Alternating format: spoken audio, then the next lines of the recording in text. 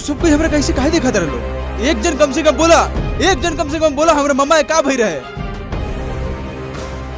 राधे श्याम बाबू, राधे श्याम बाबू, तारे के भगवान के कसम बोला हमर मम्मा का भई रहे, बोला का भइल बा तारा लोग के?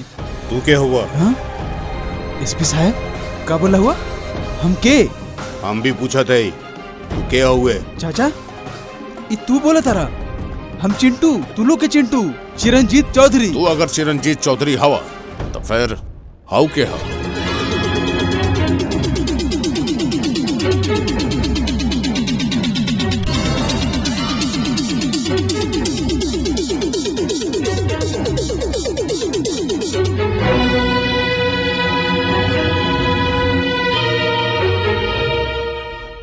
हमार बेटी आज से तो हार जिम्मेदारी।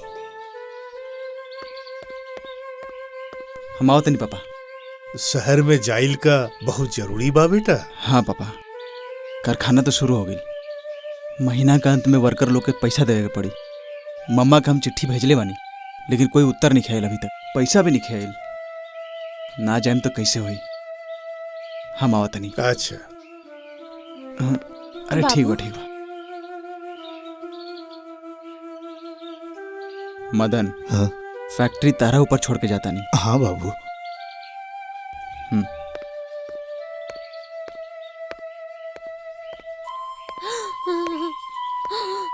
ए कली जात समय क्यों रोएला कली? हाँ 7-8 दिन के बाद बा।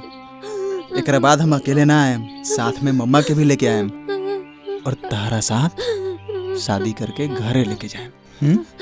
बाबू प्लीज कम सून। अरे वाह, गुड गुड इंग्लिश। हाँ?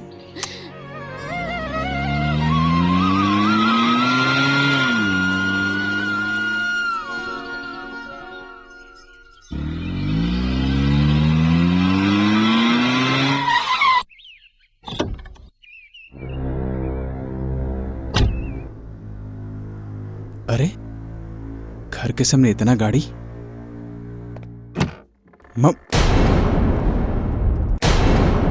ना ना ये नहीं हो सकत, ये हो ही नहीं सकत। चाचा चाचा ये सब का हो गया? चाचा चाचा हमारा खबर ना देला। चाचा बोला चाचा हमारा मम्मा का भई रहे? चाचा चाचा तू ऐसे काहे दिखाता है? चाचा चाचा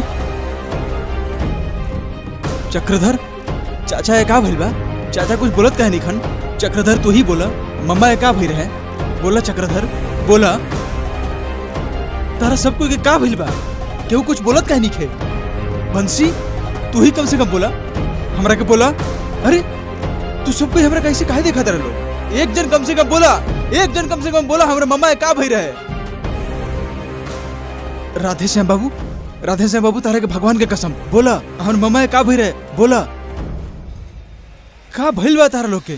तू क्या हुआ? हाँ एसपी साहब का बोला हुआ? हम के? हम भी पूछा थे तू क्या हुए? चाचा ये तू बोला तारा?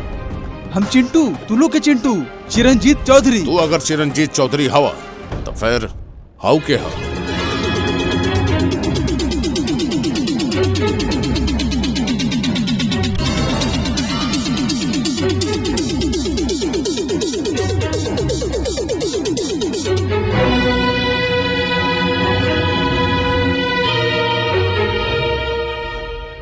के क्या ही तू?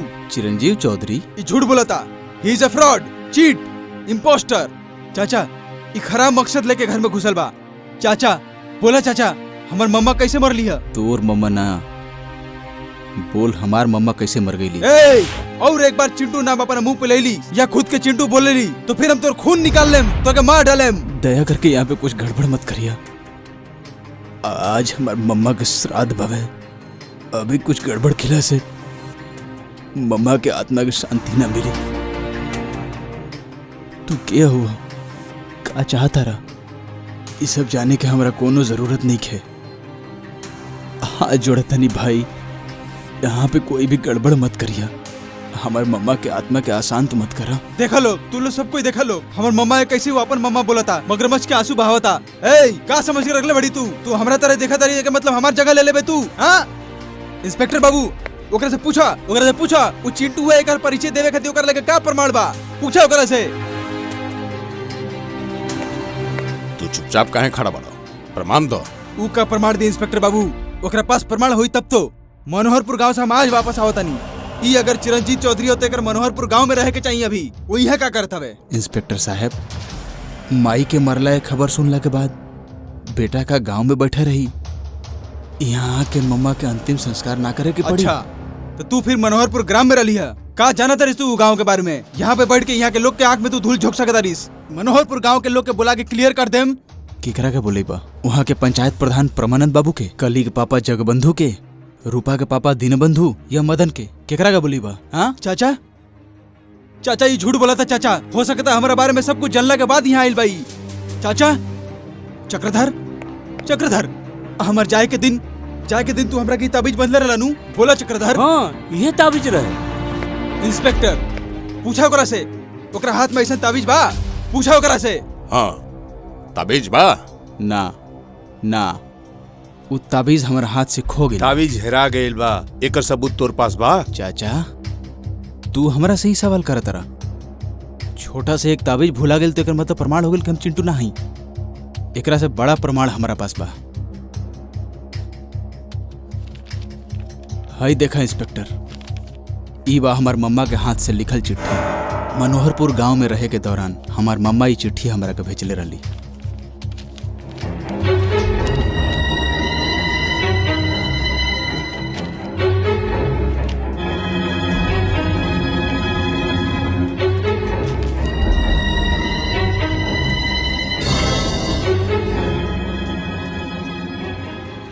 का हमार ताबीज खो गेल बा तो एकर मतलब तू भी बोलबे कि तोरो हाथ से ये चिट्ठी खो गेल रहे?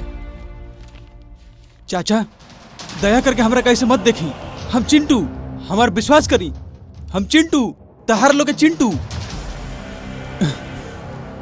एसपी साहब हमार विश्वास करी, हम चिंटू, हम चक्रधर, तू तो हमरा के चिन्हत रहनु, हम तहार ही चिंटू हई, तहार। हाँ हमरा क्यों नहीं के पहचानत? का करी? हाँ हम हो सकता सब कोई के धोखा देता नहीं, लेकिन हमार नंदू हमारे के ठीक पहचान ली। नंदू नंदू